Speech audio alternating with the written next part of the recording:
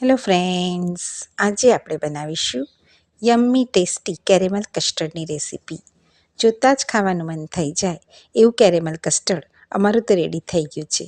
આ caramel custard ટેસ્ટમાં ખૂબ જ સરસ લાગે છે, સાથે ખૂબ જ ઇઝી રીતે ઘરના ઇન્ગ્રીડિયન્ટ્સથી રેડી થઈ જાય છે. તો ચલો રેસીપીની શરૂઆત કરીએ. કેરેમલ કસ્ટર્ડ બનાવવા માટે સૌથી પહેલાં આપણે કેરેમલ રેડી કરીએ. તેના માટે પેન લઈ લો. પેનની અંદર 1/3 કપ જેટલી ખાંડ એડ કરી દો. હવે ગેસનો ફ્લેમ મીડિયમ રાખીશું અને તેની અંદર 2 ચમચી પાણી એડ કરી તેને મિક્સ કરતા જઈશું.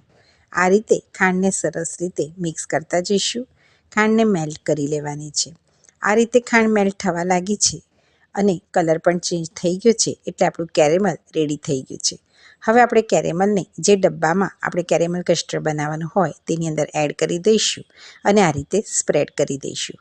5 મિનિટ માટે તેને સરસ રીતે સેટ થવા દઈશું. કસ્ટર્ડ બનાવવા માટે આપણે અહીંયા એક બાઉલ લીધો છે.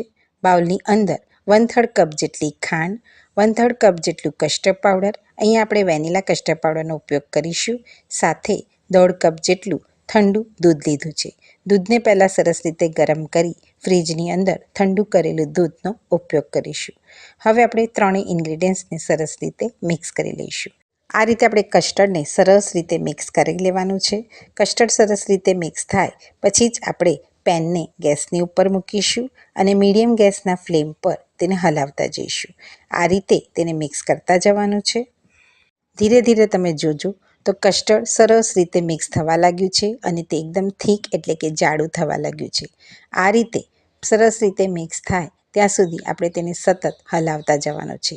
આ રીતે આપણે કસ્ટર્ડ રેડી કરી લીધું છે. આ રીતે આપણું કસ્ટર્ડ સરસ રીતે રેડી થાય એટલે આપણે તેને સેટ થયેલા કેરેમલ પર એડ કરી દઈશું અને ઠંડુ થવા દઈશું.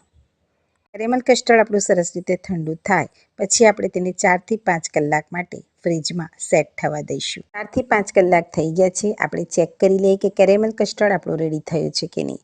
તો તમે જુઓ, એકદમ ટેસ્ટી યમ્મી આપણું કેરેમલ કસ્ટર્ડ રેડી થઈ ગયું છે. તો ચલો તેને સર્વ કરી દઈએ. ચોક્કસથી રેસીપી ટ્રાય કરજો. તમારા નાના બાળકોને ખૂબ જ ગમશે. ટેસ્ટમાં ખૂબ જ સરસ લાગે છે અને એકદમ ઇઝી રીતે રેડી થાય છે.